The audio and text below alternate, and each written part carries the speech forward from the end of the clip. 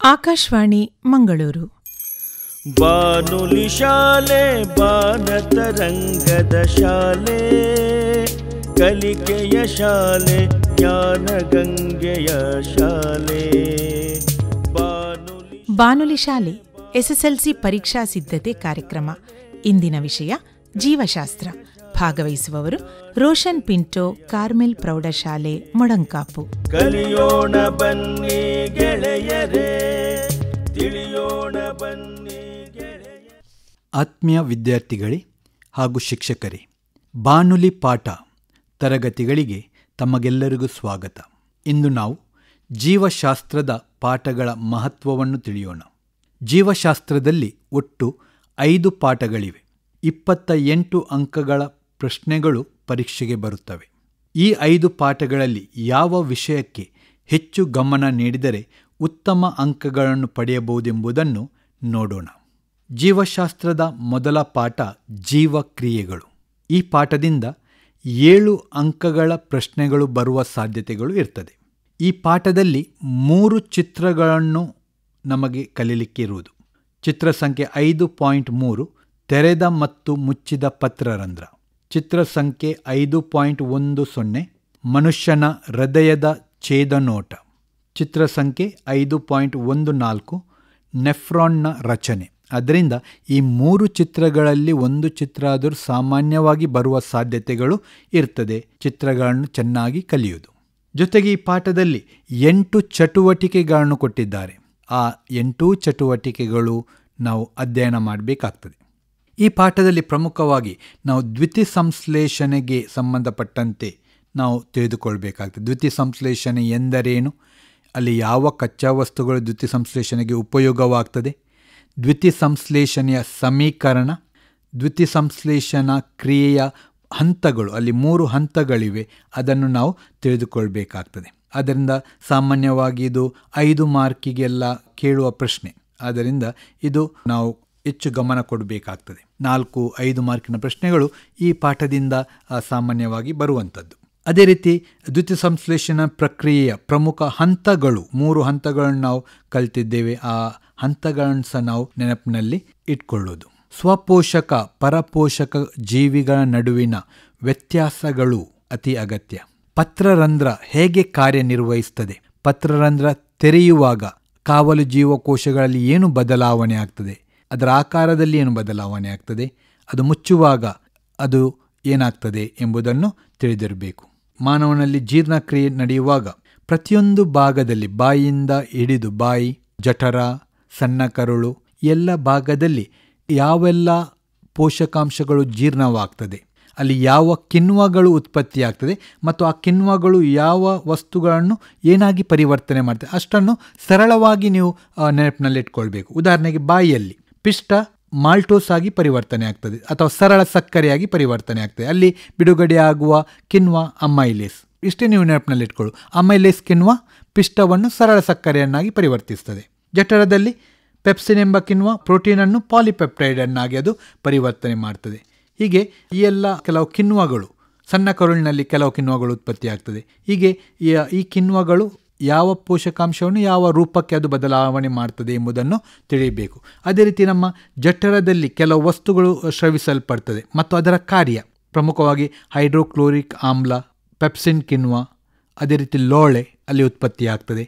ಅವುಗಳು ಯಾಕೆ ಬೇಕು, ಅವುಗಳು ಏನು, ಅದರ ಕಾರ್ಯ ಏನು ಎಂಬುದನ್ನು ನಾವು ಅರ್ಥ ಮಾಡಿಕೊಳ್ಬೇಕಾಗ್ತದೆ. ಅದೇ ರೀತಿ ಪಚನಗೊಂಡ ನಂತರ ಆಹಾರವನ್ನು ಹೀರಿಕೊಳ್ಳಲು ಸಣ್ಣ ಕರುಳು ಹೇಗೆ ವಿನ್ಯಾಸಗೊಂಡಿದೆ, ಯಾವ ರೀತಿಯಲ್ಲಿ ಅದರಲ್ಲಿ ಮಾರ್ಪಾಡು ಇದೆ ಎಂಬುದನ್ನು ನಾವು ತಿಳಿಯಬೇಕಾಗ್ತದೆ.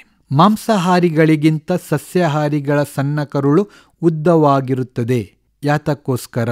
ಸಸ್ಯಾಹಾರಿಗಳು ಸೆಲ್ಯುಲೋಸ್ ಅಂಶ, ಅವು ತಿನ್ನುವ ಹುಲ್ಲಿನಲ್ಲಿ ಸೆಲ್ಯುಲೋಸ್ ಅಂಶ ಇರ್ತದೆ, ಅದನ್ನು ಜೀರ್ಣಿಸಲು ಉದ್ದವಾದ ಸಣ್ಣ ಕರುಳು ಅದು ಹೊಂದಿರ್ತದೆ. ಕೊಬ್ಬಿನ ಎಮಲ್ಸೀಕರಣ, ಅದರ ಬಗ್ಗೆ ನಾವು ಗಮನ ಹರಿಸಬೇಕಾಗ್ತದೆ. ಅದೇ ರೀತಿ ಉಸಿರಾಟ ಕ್ರಿಯೆಗೆ ಬರುವಾಗ ಅಲ್ಲಿ ವಾಯುವಿಕ ಮತ್ತು ಅವಾಯುವಿಕ ಉಸಿರಾಟ ಕ್ರಿಯೆಗಳ ನಡುವಿನ ವ್ಯತ್ಯಾಸ ಅಗತ್ಯ. ಅದೇ ರೀತಿ ಗ್ಲೂಕೋಸ್ ವಿಭಜನೆಯ ವಿವಿಧ ಪ್ರಕ್ರಿಯೆಗಳು, ಅಲ್ಲಿ ಒಂದು ರೇಖಾಚಿತ್ರವನ್ನು ಕೊಟ್ಟಿದ್ದಾರೆ ಟೆಕ್ಸ್ಟ್ ಪುಸ್ತಕದಲ್ಲಿ. ಗ್ಲೂಕೋಸ್ ಪೈರುವೇಟ್ ಆಗಿ ಪರಿವರ್ತನೆ ಆಗುವುದು ಎಲ್ಲಿ ಆಗುವುದು? ನಮ್ಮ ಕೋಶ ದ್ರವ್ಯದಲ್ಲಿ ಆ ಕ್ರಿಯೆ. ನಂತರ ಆ ಪೈರುವೇಟ್ ಅಣು ಮುಂದೆ ಆಕ್ಸಿಜನ್ನ ಲಭ್ಯತೆಯ ಮೇರೆಗೆ ಅದು ಹೇಗೆ ವಿಭಜನೆ ಆಗ್ತದೆ. ಆಕ್ಸಿಜನ್ ಇಲ್ಲದೆ ಹೋದರೆ ಈಸ್ಟ್ನಂಥ ಜೀವಿಗಳಲ್ಲಿ ನಮಗೆ ಎಥನಾಲ್, ಕಾರ್ಬನ್ ಡೈಆಕ್ಸೈಡ್ ಮತ್ತು ಶಕ್ತಿ ದೊರೆಯುತ್ತದೆ.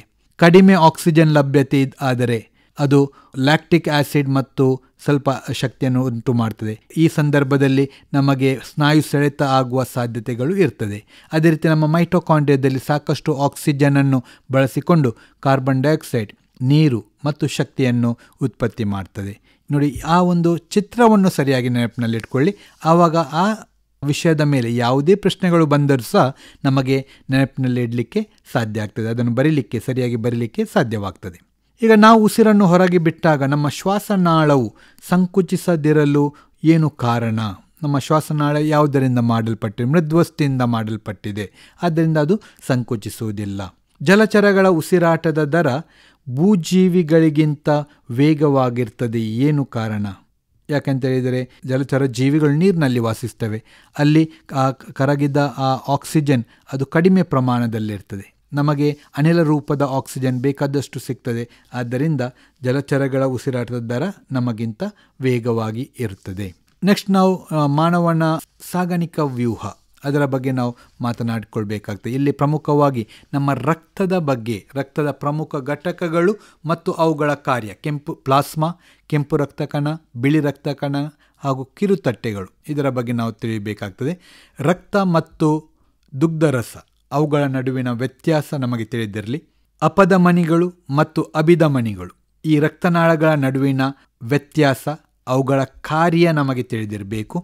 ಅದೇ ರೀತಿ ಇಮ್ಮಡಿ ರಕ್ತ ಪರಿಚಲನೆ ಎಂದರೇನು, ಅದರ ಮಹತ್ವ ಏನು? ಇಮ್ಮಡಿ ರಕ್ತ ಪರಿಚಲನೆ ಯಾಕೆ ಬೇಕು ನಮ್ಮ ದೇಹಕ್ಕೆ ಆಕ್ಸಿಜನ್ ಪೂರೈಕೆಯನ್ನು ಅದು ಹೆಚ್ಚು ಮಾಡ್ತದೆ, ಸಮರ್ಥವಾಗಿ ಆಗುವಂತೆ ಆಕ್ಸಿಜನ್ ಪೂರೈಕೆ ಸಮರ್ಥವಾಗಿ ಆಗುವಂಥದ್ದು ಮಾಡ್ತದೆ, ಅಧಿಕ ಶಕ್ತಿಯ ಅಗತ್ಯವನ್ನು ಪೂರೈಸ್ತದೆ, ದೇಹದ ಉಷ್ಣತೆಯನ್ನು ನಿಯಂತ್ರಿಸ್ತದೆ. ಇದು ಈ ಇಮ್ಮಡಿ ರಕ್ತ ಪರಿಚಲನೆಯ ಮಹತ್ವ. ಅದೇ ರೀತಿ ಈ ಹೃದಯದ ಚಿತ್ರವನ್ನು ನಾವು ಕಲಿಯುವಾಗ ಅದರಲ್ಲಿ ಬೇರೆ ಬೇರೆ ಭಾಗಗಳಿವೆ, ಆ ಭಾಗದ ಕಾರ್ಯವನ್ನು ನಮಗೆ ತಿಳಿದಿರಬೇಕು. ಕೆಲವೊಮ್ಮೆ ಈ ಒಂದು ಮಹಾಪಧಮನಿಯ ಕಾರ್ಯ ಏನು, ಅಥವಾ ಯಾವುದು ಪುಪ್ಪಸಕ ಅಭಿಧಮನಿಯ ಅದರ ಕಾರ್ಯ ಏನು, ಈ ರೀತಿಯಾಗಿ ಪ್ರಶ್ನೆಗಳನ್ನು ಕೇಳಲಾಗ್ತದೆ. ಆವಾಗ ನಮಗೆ ಅದನ್ನು ಬರೀಲಿಕ್ಕೆ ಗೊತ್ತಿರಬೇಕು. ಅದೇ ರೀತಿ ಸಸ್ಯಗಳಲ್ಲಿ ಸಹ ಸಾಗಾಣಿಕೆ ಇದೆ. ಝೈಲಮ್ ಮತ್ತು ಫ್ಲೋಯಮ್ ಅವುಗಳು ಸಸ್ಯಗಳಲ್ಲಿ ಅಗತ್ಯ ವಸ್ತುಗಳನ್ನು ಸಾಗಿಸ್ತದೆ. ಹೇಗೆ ಸಾಗಿಸ್ತದೆ? ಸಸ್ಯಗಳಲ್ಲಿ ನೀರಿನ ಸಾಗಾಣಿಕೆ ಹೇಗೆ ಆಗ್ತದೆ, ಆಹಾರದ ಸಾಗಾಣಿಕೆ ಹೇಗೆ ಆಗ್ತದೆ? ಒಂದು 3-4 ವಾಕ್ಯವನ್ನು ಸರಿಯಾಗಿ ಸ್ಪಷ್ಟವಾಗಿ ನಾವು ನೆನಪಿನಲ್ಲಿ ಇಟ್ಟುಕೊಂಡರೆ ಯಾವುದೇ ರೀತಿಯ ಪ್ರಶ್ನೆಗಳು ಬಂದಾಗ ಅಲ್ಲಿ ಬರೀಲಿಕ್ಕೆ ಸಾಧ್ಯವಾಗ್ತದೆ.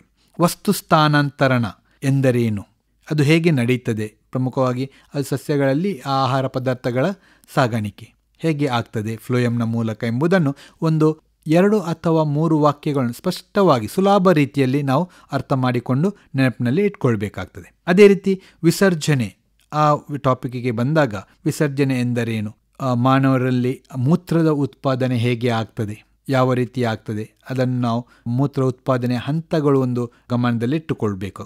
ಸಸ್ಯಗಳಲ್ಲಿ ಬಾಷ್ಪ ವಿಸರ್ಜನೆ ಎಂದರೇನು, ಬಾಷ್ಪ ವಿಸರ್ಜನೆಯ ಪ್ರಾಮುಖ್ಯತೆ ಏನು, ಪ್ರಾಮುಖ್ಯತೆ ಯಾಕೆ ಬೇಕು ಸಸ್ಯಗಳಲ್ಲಿ ಬಾಷ್ಪ ವಿಸರ್ಜನೆ?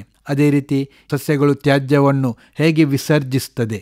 ಈ ವಿಷಯಗಳು ನಾವು ಈ ಪಾಠದಿಂದ ನಾವು ಕಲಿಯಬೇಕಾಗ್ತದೆ. ಅದೇ ರೀತಿ ಮುಂದಿನ ಪಾಠ ನಿಯಂತ್ರಣ ಮತ್ತು ಸಹಭಾಗಿತ್ವ. ಈ ಪಾಠದಲ್ಲಿ 7 ಅಂಕದ ಪ್ರಶ್ನೆಗಳು ಬರುವ ಸಾಧ್ಯತೆಗಳು ಇರ್ತದೆ. ಇದರಲ್ಲಿ ಒಂದೇ ಒಂದು ಚಿತ್ರ ಇರುವುದು, ಮಾನವನ ಮೆದುಳು, ಚಿತ್ರ ಸಂಖ್ಯೆ 6.3. ಈ ಚಿತ್ರ ತುಂಬ ಇಂಪಾರ್ಟೆಂಟ್ ಚಿತ್ರ, ಅನೇಕ ಬಾರಿ ಪರೀಕ್ಷೆಗೆ ಕೇಳಿದ್ದಾರೆ. ಅದರಿಂದ ಚಿತ್ರವನ್ನು ಅಭ್ಯಾಸ ಮಾಡಿ.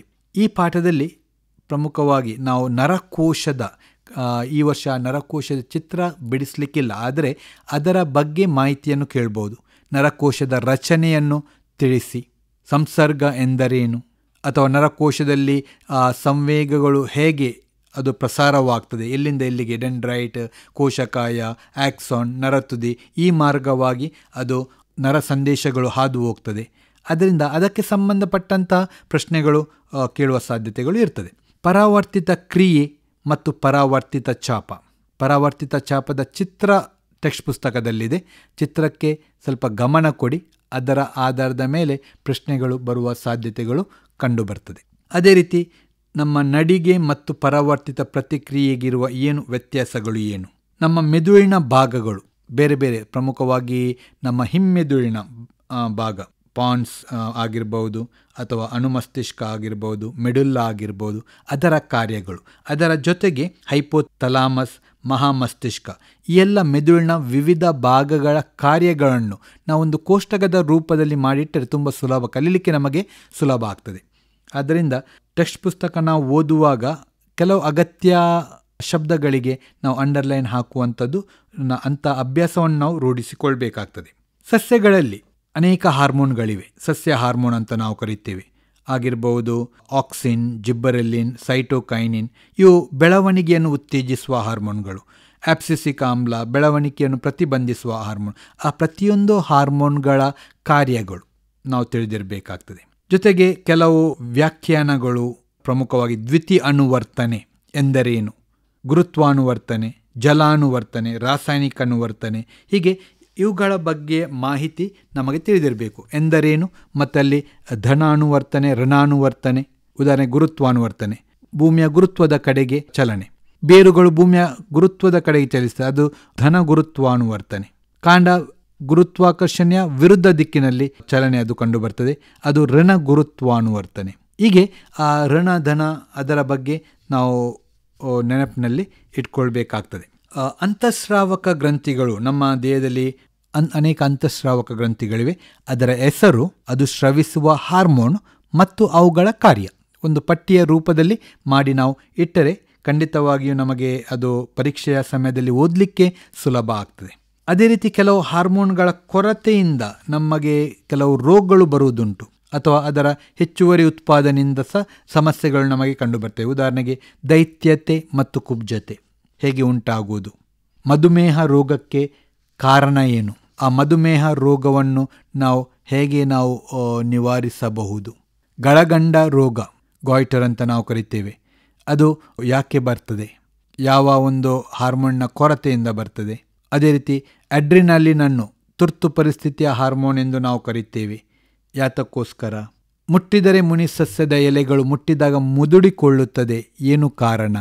ಈ ಎಲ್ಲ ವಿಷಯಗಳು, ಕಾರಣ ಕೊಡಿಯೆಲ್ಲ ಈ ಪಾಠದಿಂದ ನಾವು ಓದಬೇಕಾಗ್ತದೆ. ಅದೇ ರೀತಿ ಈ ಪಾಠ ನಾವು ಸಂಪೂರ್ಣವಾಗಿ ಅದರ ಟೆಕ್ಸ್ಟ್ ಪುಸ್ತಕವನ್ನು ಸಂಪೂರ್ಣವನ್ನು ನಾವು ತಿಳಿದುಕೊಂಡಾಗ ಮಾತ್ರ ಆ ಎಲ್ಲ ವಿಚಾರಗಳು ಅರ್ಥ ಆಗಲಿಕ್ಕೆ ಸಾಧ್ಯವಾಗ್ತದೆ. 3ನೇ ಪಾಠ, ಜೀವಿಗಳು ಹೇಗೆ ಸಂತಾನೋತ್ಪತ್ತಿ ನಡೆಸ್ತವೆ. 6 ಅಂಕದ ಪ್ರಶ್ನೆಗಳು ಈ ಪಾಠದಿಂದ ಬರುವ ಸಾಧ್ಯತೆ ಇರ್ತದೆ. ಇದರಲ್ಲಿ ಒಂದೇ ಒಂದು ಚಿತ್ರ ಇರುವುದು, ಚಿತ್ರ ಸಂಖ್ಯೆ 7.8, ಶಲಾಕಾಗ್ರದ ಮೇಲೆ ಪರಾಗದ ಮೊಳೆಯುವಿಕೆ. ಸುಲಭದ ಚಿತ್ರ, ದಯವಿಟ್ಟು ಅದನ್ನು ಚೆನ್ನಾಗಿ ಕಲಿಯಿರಿ. ಈ ಪಾಠದಲ್ಲಿ 7 ಚಟುವಟಿಕೆಗಳನ್ನು ನೀಡಿದ್ದಾರೆ. ಈ 7 ಚಟುವಟಿಕೆಗಳು ನಾವು ನೆನಪಿನಲ್ಲಿ ಇಟ್ಕೊಳ್ಬೇಕಾಗ್ತದೆ. ಈ ಪಾಠಕ್ಕೆ ಬಂದಾಗ ನಾವು ಸ್ವಲ್ಪ ಗಮನ ಕೊಡಬೇಕಾದಂಥ ವಿಷಯಗಳು, ಸಂತಾನೋತ್ಪತ್ತಿ ಪ್ರಕ್ರಿಯೆಯಲ್ಲಿ DNA ಸ್ವಪ್ರತೀಕರಣದ ಮಹತ್ವ. ಅನೇಕ ಬಾರಿ ಇದಕ್ಕೆ ಪ್ರಶ್ನೆಯನ್ನು ಕೇಳಿದ್ದಾರೆ. ಮತ್ತು ಇನ್ನೊಂದು ಮಕ್ಕಳ ವಿಷಯವನ್ನು ಗಮನದಲ್ಲಿಟ್ಟುಕೊಳ್ಳಿ, ನಮ್ಮ ಪುಸ್ತಕದಲ್ಲಿ ಕೆಲವು ಕಡೆಗಳಲ್ಲಿ ಈ ವಿಷಯವನ್ನು ಹಿಂದಿನ ತರಗತಿಗಳಲ್ಲಿ ನೀವು ಕಲಿತಿರುತ್ತೀರಿ. ಉದಾಹರಣೆಗೆ DNA ರಚನೆಯ ಬಗ್ಗೆ ನೀವು ಹಿಂದಿನ ತರಗತಿಯಲ್ಲಿ ಕಲಿತಿರುತ್ತೀರಿ ಅಂತ ಪುಸ್ತಕದಲ್ಲೆಲ್ಲ ಉಂಟು. ಅಂಥ ಸಂದರ್ಭದಲ್ಲಿ ನೀವು 8ನೇಯಲ್ಲಿಯ 9ನೇ ತರಗತಿಯಲ್ಲಿಯ ಆ ವಿಷಯಗಳನ್ನು, ಯಾವುದೇ ವಿಷಯಗಳನ್ನು ನೀವು ಕಲಿತಿದ್ದರೆ ಆ ಪುಸ್ತಕವನ್ನು ಸಹ ಒಮ್ಮೆ ಓದುವುದು ಒಳಿತು. ಯಾಕೆಂದರೆ ಅಲ್ಲಿಂದ ಸಹ ಪ್ರಶ್ನೆಗಳು ಬರುವ ಸಾಧ್ಯತೆಗಳು ಇರ್ತದೆ. ಎಲ್ಲಿ ಯಾವ ವಿಷಯಕ್ಕೆ ನೀವು ಹಿಂದಿನ ತರಗತಿಯಲ್ಲಿ ಓದಿದ್ದೀರಿ ಅಂತ ಎಲ್ಲಿ ಬರ್ತದ, ಅದರಿಂದ ಆ ಹಿಂದಿನ ತರಗತಿಯಲ್ಲಿ ಏನು ವಿಷಯ ನೀವು ಓದಿದ್ದೀರಿ ಅದರ ಬಗ್ಗೆ ಸಹ ಪ್ರಶ್ನೆಗಳು ಬರುವ ಸಾಧ್ಯತೆಗಳು ಇರ್ತದೆ. ಭಿನ್ನತೆಯ ಮಹತ್ವ ಇಲ್ಲಿ ಅಗತ್ಯವಾಗಿ ನಮಗೆ ತಿಳಿದಿರಬೇಕು. ಇಲ್ಲಿ ಪ್ರಮುಖವಾಗಿ 2 ರೀತಿಯ ಸಂತಾನೋತ್ಪತ್ತಿ ಕ್ರಿಯೆಗಳನ್ನು ನಾವು ಅಧ್ಯಯನ ಮಾಡ್ತೇವೆ, ಅಲೈಂಗಿಕ ರೀತಿ ಮತ್ತು ಲೈಂಗಿಕ. ಅವುಗಳ ನಡುವಿನ ವ್ಯತ್ಯಾಸಗಳು ನಾವು ಅರ್ಥ ಮಾಡಿಕೊಳ್ಬೇಕು. ಅಲೈಂಗಿಕ ಸಂತಾನೋತ್ಪತ್ತಿಗಿಂತ ಲೈಂಗಿಕ ಸಂತಾನೋತ್ಪತ್ತಿಗಿರುವ ಅನುಕೂಲತೆಗಳು, ಏನೆಲ್ಲ ಅನುಕೂಲತೆಗಳಿವೆ ಅದನ್ನು ನಾವು ಅಧ್ಯಯನ ಮಾಡಬೇಕಾಗ್ತದೆ. ಅಲೈಂಗಿಕ ಸಂತಾನೋತ್ಪತ್ತಿಯಲ್ಲಿ ಬೇರೆ ಬೇರೆ ವಿಧದ ಅಲೈಂಗಿಕ ಸಂತಾನೋತ್ಪತ್ತಿಗಳಿವೆ. ಎಲ್ಲದರ ಅರ್ಥವನ್ನು ನಾವು ತಿಳಿದುಕೊಳ್ಬೇಕು. ಉದಾಹರಣೆಗೆ ವಿದಳನ ಎಂದರೇನು, ತುಂಡರಿಕೆ, ಪುನರುತ್ಪಾದನೆ, ಮೊಗ್ಗುವಿಕೆ, ಸಹಜ ಸಂತಾನೋತ್ಪತ್ತಿ ಎಂದರೇನು, ಅದರ ಅರ್ಥವನ್ನು ನೆನಪಿನಲ್ಲಿಟ್ಕೊಳ್ಬೇಕು. ಜೊತೆಗೆ ಯಾವ ಜೀವಿಗಳು ಆ ರೀತಿಯ ಸಂತಾನೋತ್ಪತ್ತಿ ಕ್ರಿಯೆಗೆ ಒಳಗಾಗುತ್ತವೆ ಅದನ್ನು ನಾವು ತಿಳಿಬೇಕಾಗ್ತದೆ. ಉದಾಹರಣೆಗೆ ವಿಧಾರಣ ಕ್ರಿಯೆ, ಬ್ಯಾಕ್ಟೀರಿಯಾಗಳು, ಅಮೀಬಾ ಇಂಥದ್ದೆಲ್ಲ. ಇಲ್ಲಿ ವಿಧಾರಣದಲ್ಲಿ ಸಹ ನಾವು 2 ರೀತಿಯ ವಿಧಾರಣ, ಒಂದು ದ್ವಿವಿಧಾರಣ, ಬಹುವಿಧಾರಣ. ಅವುಗಳಿಗಿರುವ ವ್ಯತ್ಯಾಸಗಳು ಏನು? ತುಂಡರಿಕೆ, ಪುನರುತ್ಪಾದನೆ, ಮೊಗ್ಗುವಿಕೆ ಯಾವ ಜೀವಿಗಳಲ್ಲಿ ಈ ಕ್ರಿಯೆ ನಡೆಯುತ್ತದೆ, ಎಂಥ ಜೀವಿಗಳಲ್ಲಿ ಇದು ನಡೆಯುತ್ತದೆ ಎಂಬುದನ್ನು ತಿಳಿದುಕೊಳ್ಬೇಕಾಗ್ತದೆ. ಅದೇ ರೀತಿ ಕಾಯಜ ಸಂತಾನೋತ್ಪತ್ತಿ ಎಂದರೇನು, ಅದರ ಉಪಯೋಗಗಳು ತುಂಬ ಇಂಪಾರ್ಟೆಂಟ್. ಕಾಯಜ ಸಂತಾನೋತ್ಪತ್ತಿಯ ಉಪಯೋಗಗಳು: ಒಂದು ಬೀಜಕದ ಮೂಲಕ ಒಂದು ಜೀವಿ ಸಂತಾನೋತ್ಪತ್ತಿ ನಡೆಸಿದರೆ ಜೀವಿಗೆ ಆಗುವ ಪ್ರಯೋಜನವೇನು, ಅದಕ್ಕಾಗುವ ಪ್ರಯೋಜನ ಏನು? ಜೀವಿಗಳಲ್ಲಿ ಲೈಂಗಿಕ ಸಂತಾನೋತ್ಪತ್ತಿಯ ಅವಶ್ಯಕತೆ ಏನು? ಸಸ್ಯಗಳಿಗೆ ಬಂದಾಗ ಅಲ್ಲಿ ಪರಾಗಸ್ಪರ್ಶ ಕ್ರಿಯೆ ಅಲ್ಲಿ ನಡೀತದೆ. ಪರಾಗಸ್ಪರ್ಶ ಕ್ರಿಯೆ ಎಂದರೇನು? ವಿಧಗಳು ಯಾವುದು ಪರಾಗಸ್ಪರ್ಶ ಕ್ರಿಯೆದ್ದು? ಸ್ವಕೀಯ ಪರಾಗಸ್ಪರ್ಶ, ಪರಕೀಯ ಪರಾಗಸ್ಪರ್ಶ. ಗಂಡು ಲಿಂಗಾಣು ಮತ್ತು ಹೆಣ್ಣು ಲಿಂಗಾಣುಗಳ ನಡುವಿನ ವ್ಯತ್ಯಾಸ ಏನು? ನಿಷೇಚನದ ನಂತರ ಹೂವಿನಲ್ಲಿ ಕಂಡುಬರುವಂತಹ ಬದಲಾವಣೆಗಳು ಯಾವುದು? ಮನುಷ್ಯರಲ್ಲಿ ವೃಷಣ ಮತ್ತು ಅಂಡಾಶಯಗಳ ಕಾರ್ಯ, ಅಲ್ಲಿ ಸ್ತ್ರೀ ಸಂತಾನೋತ್ಪತ್ತಿಯ ವ್ಯೂಹ ಹಾಗೂ ಪುರುಷ ಸಂತಾನೋತ್ಪತ್ತಿಯ ವ್ಯೂಹದ ಚಿತ್ರ ಟೆಕ್ಸ್ಟ್ ಪುಸ್ತಕದಲ್ಲಿದೆ. ಆ ಚಿತ್ರದಲ್ಲಿನ ಭಾಗಗಳನ್ನು ನಾವು ನೆನಪಿನಲ್ಲಿಟ್ಟುಕೊಂಡು ಅದರ ಕಾರ್ಯಗಳನ್ನು ನಾವು ಕಲಿಯುವುದು ಒಳ್ಳೆಯದು. ಯಾಕಂದರೆ ಬೇರೆ ಬೇರೆ ಭಾಗಗಳು ಆಗಿರ್ಬೋದು, ಈ ವೀರ್ಯ ಕೋಶಿಕೆ, ಪ್ರೋಸ್ಟ್ರೇಟ್ ಗ್ರಂಥಿ, ಜರಾಯು, ಫೆಲೋಪಿಯನ್ ಟ್ಯೂಬ್ ಅಥವಾ ಅಂಡನಾಳ ಅಂತ ನಾವು ಕರಿತೀವಿ, ಇವುಗಳ ಕಾರ್ಯವನ್ನು ಕೇಳಲಾಗ್ತದೆ. ಅವುಗಳ ಕಾರ್ಯವನ್ನು ನಾವು ನೆನಪಿನಲ್ಲಿ ಇಟ್ಕೊಳ್ಬೇಕಾಗ್ತದೆ. ತಾಯಿಯ ದೇಹದ ಒಳಗೆ ಭ್ರೂಣವು ಹೇಗೆ ಪೋಷಣೆ ಪಡೆಯುತ್ತದೆ? ಪ್ರೌಢಾವಸ್ಥೆಯಲ್ಲಿ ಗಂಡು ಮಕ್ಕಳಲ್ಲಿ ಮತ್ತು ಹೆಣ್ಣು ಮಕ್ಕಳಲ್ಲಿ ಸಾಮಾನ್ಯವಾಗಿ ಕಂಡುಬರುವಂತಹ ಬದಲಾವಣೆಗಳನ್ನು ನಾವು ಅರ್ಥ ಮಾಡಿಕೊಳ್ಬೇಕು. ಲೈಂಗಿಕ ಸಂಪರ್ಕದ ಮೂಲಕ ಹರಡುವ ರೋಗಗಳು ಯಾವುದು? ಯಾವ ಸೂಕ್ಷ್ಮ ಜೀವಿಗಳಿಂದ ಅವುಗಳು ಹರಡುತ್ತವೆ? ಹರಡುವ ವಿಧಾನಗಳು ಯಾವುದು? ಅದನ್ನು ತಡೆಗಟ್ಟುವುದು ಹೇಗೆ? ಪ್ರಮುಖವಾಗಿ ಕೆಲವೊಮ್ಮೆ ಕೇಳ್ತಾರೆ, ಬ್ಯಾಕ್ಟೀರಿಯಿಂದ ಬರುವಂಥ ಲೈಂಗಿಕ ರೋಗಗಳನ್ನು ಹೆಸರಿಸಿ, ವೈರಸ್ನಿಂದ ಬರುವಂಥ ಲೈಂಗಿಕ ರೋಗಗಳು. ಹೀಗೆ ಹೇಳಿದಾಗ ಈ ಗೊನೋರಿಯಾ, ಸಿಫಿಲಿಸ್ ಎಲ್ಲ ಲೈಂಗಿಕ ರೋಗಗಳು ಬ್ಯಾಕ್ಟೀರಿಯಾಗಳಿಂದ ಬರುವಂಥದ್ದು. ಈ ಏಡ್ಸ್ ರೋಗ HIV ವೈರಸ್ನಿಂದ ಬರುವಂಥದ್ದು. ಅದರಿಂದ ಅದು ಸಹ ನಮಗೆ ಸ್ಪಷ್ಟತೆ ಇರಬೇಕು. ಗರ್ಭ ನಿರೋಧಕ ವಿಧಾನಗಳು ಯಾವುದನ್ನೆಲ್ಲ? ಋತುಚಕ್ರ ಎಂದರೇನು? ಗರ್ಭಧಾರಣೆ ಆದ ತಕ್ಷಣ ಯಾವ ರಚನೆ ರೂಪುಗೊಳ್ತದೆ? ನಮಗೆ ಗೊತ್ತುಂಟು, ಆ ಲಿಂಗಾಣುಗಳು ಸೇರಿಕೊಂಡಾಗ ಯುಗ್ಮಜ ಎಂಬ ಒಂದು ರಚನೆ ಉಂಟಾಗ್ತದೆ. ಎಲ್ಲ ವಿಷಯಗಳು ಈ ಪಾಠದಿಂದ ನಾವು ಕಲಿಯಬೇಕಾಗ್ತದೆ. ಇದಕ್ಕೆ ಹೆಚ್ಚು ಗಮನವನ್ನು ನೀಡಬೇಕಾಗ್ತದೆ. ನಮ್ಮ ಮುಂದಿನ ಪಾಠ ಆನುವಂಶೀಯತೆ. 5 ಅಂಕದ ಪ್ರಶ್ನೆಗಳು ಈ ಪಾಠದಿಂದ ಬರುವ ಸಾಧ್ಯತೆಗಳು ಇರ್ತದೆ. ಈಗ ಈ ಪಾಠದಲ್ಲಿ ಚಿತ್ರಗಳು ಇಲ್ಲ, 2 ಚಟುವಟಿಕೆಗಳಿದೆ. ಈ ಪಾಠವನ್ನು ಕಡಿತ ಮಾಡಲಾಗಿದೆ, ಅರ್ಧ ಪಾಠವನ್ನು ಸುಧಾರಣ ಕಡಿತ ಮಾಡಲಾಗಿದೆ. ಹೆಚ್ಚು ಗಮನ ಕೊಡಬೇಕಾದದ್ದು ಇಲ್ಲಿ ಮೆಂಡೆಲ್ ರವರ ಪ್ರಯೋಗಗಳು. ಗುಣಗಳು ಪ್ರಬಲ ಅಥವಾ ದುರ್ಬಲವಾಗಿರಬಹುದು ಎಂಬುದನ್ನು ಮೆಂಡೆಲರ ಪ್ರಯೋಗಗಳು ಹೇಗೆ ತೋರಿಸ್ತವೆ ಅಂತ ಹೇಳಿದರೆ, ಇಲ್ಲಿ ನಾವು ಏಕತಳೀಕರಣದ ಪ್ರಯೋಗ ನಾವು ಮಾಡಬೇಕಾಗ್ತದೆ. ಈ ಏಕತಳೀಕರಣ ಪ್ರಯೋಗವನ್ನು ನಾವು ಕಲಿಬೇಕು. ಜೊತೆಗೆ ಅದರ ಚಕ್ಕರ್ ಬೋರ್ಡ್ F2 2ನೇ ತಳಿಪೀಳಿಗೆಯ ಆ ಚಕ್ಕರ್ ಬೋರ್ಡನ್ನು ನಾವು ನೆನಪಿನಲ್ಲಿ ಇಟ್ಕೊಳ್ಬೇಕು. ಇಲ್ಲಿ ನಮಗೆ ಟೆಕ್ಸ್ಟ್ ಪುಸ್ತಕದಲ್ಲಿ ಉದ್ದ ಮತ್ತು ಗಿಡ್ಡ ಈ 2 ಲಕ್ಷಣಗಳನ್ನು ಕೊಟ್ಟಿದ್ದಾರೆ. ಅದರ ಕಾಂಡದ ಎತ್ತರಕ್ಕೆ ಸಂಬಂಧಪಟ್ಟಂತೆ 2 ಭಿನ್ನ ರೂಪಗಳು, ಉದ್ದ ಮತ್ತು ಗಿಡ್ಡ. ಅದೇ ಕೊಡಬೇಕಂತ ಇಲ್ಲ, ಕೆಂಪು ಹೂ, ಬಿಳಿ ಹೂ ಕೊಡ್ಬೋದು, ಅಥವಾ ಬೇರೆ ಯಾವುದೇ ಲಕ್ಷಣಗಳನ್ನು ಅಲ್ಲಿ ಕೊಡುವ ಸಾಧ್ಯತೆ ಇರ್ತದೆ. ಆದ್ದರಿಂದ ಅದಕ್ಕೆ ಸಂಬಂಧಪಟ್ಟಂತೆ ಆ ಅಕ್ಷರಗಳನ್ನು ನಮಗೆ ನೆನಪಿನಲ್ಲಿ ಇಟ್ಕೊಳ್ಬೇಕು. ಉದ್ದ ಅಂತ ಬರೆಯುವಾಗ ಕ್ಯಾಪಿಟಲ್ T, ಗಿಡ್ಡ ಅಂತ ಹೇಳುವಾಗ ಸ್ಮಾಲ್ ಲೆಟರ್ T, ಕೆಂಪು ಅಂತ ಹೇಳುವಾಗ ಕ್ಯಾಪಿಟಲ್ R, ಬಿಳಿ ಹೂ ಅಂತ ಹೇಳಿದರೆ ಸ್ಮಾಲ್ ಲೆಟರ್ R. ನೋಡಿ, ಆ ರೀತಿ ನೆನಪಿನಲ್ಲಿ ಇಟ್ಟುಕೊಂಡರೆ ನಮಗೆ ಅದರ ಈ F2 ತಳಿಪೀಳಿಗೆಯ ಚಕ್ಕರ್ ಬೋರ್ಡ್ ಎಲ್ಲ ಬರಲಿಕ್ಕೆ ಆಗ್ತದೆ.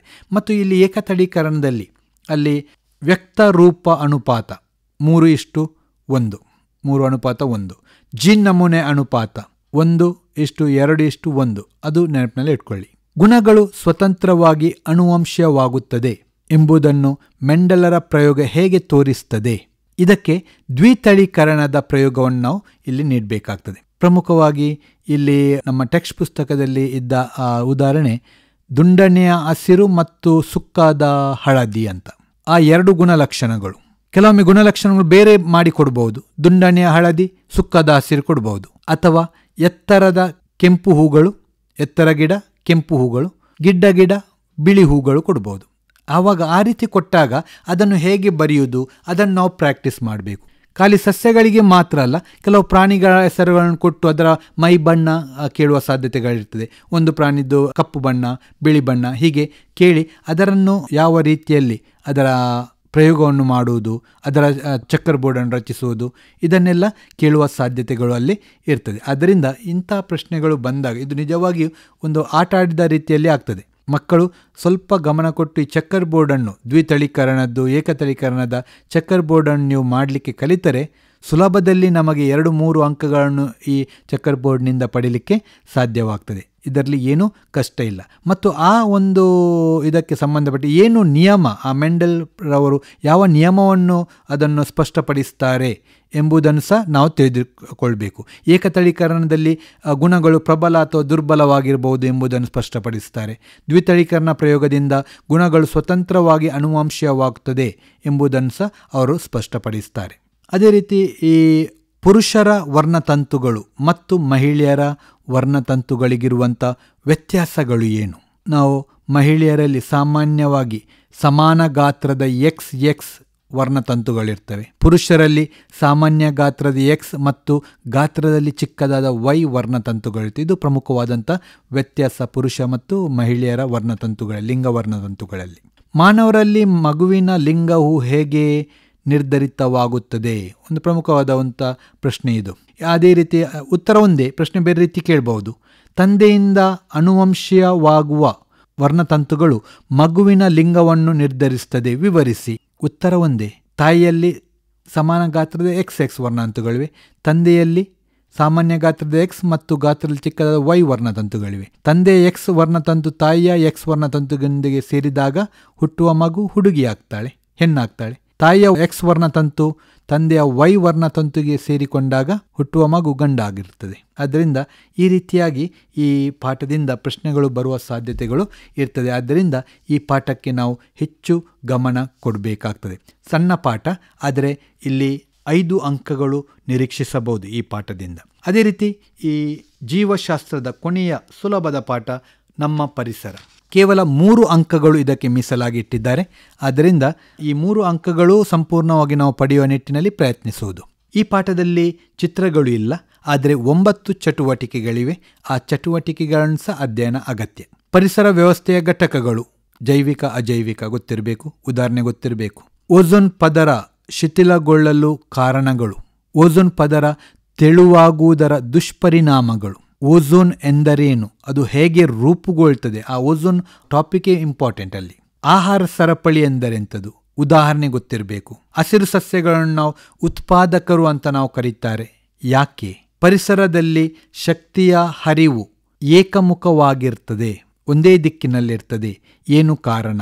ಜೈವಿಕ ವಿಘಟನೆಗೆ ಒಳಗಾಗುವ ಮತ್ತು ಜೈವಿಕ ವಿಘಟನೆಗೆ ಒಳಗಾಗದ ವಸ್ತುಗಳಿಗಿರುವಂಥ ವ್ಯತ್ಯಾಸ ಎಂದರೇನು ಅದು ಗೊತ್ತಿರಬೇಕು. ಅದು ಜೈವಿಕ ವಿಘಟನೆಗೆ ಒಳಗಾಗುವ ವಸ್ತುಗಳು ಎಂದರೇನು, ವಿಘಟನೆಗೆ ಆಗದ ವಸ್ತುಗಳು ಎಂದರೇನು, ವ್ಯತ್ಯಾಸ ಸಹ ನಮಗೆ ತಿಳಿದಿರಬೇಕು ಮತ್ತು ಜೊತೆಗೆ ಉದಾಹರಣೆ ಸಹ ತಿಳಿದಿರಬೇಕು. ಅದರ ಆಧಾರದ ಮೇಲೆ ಪ್ರಶ್ನೆಗಳು ಕೇಳಬಹುದು.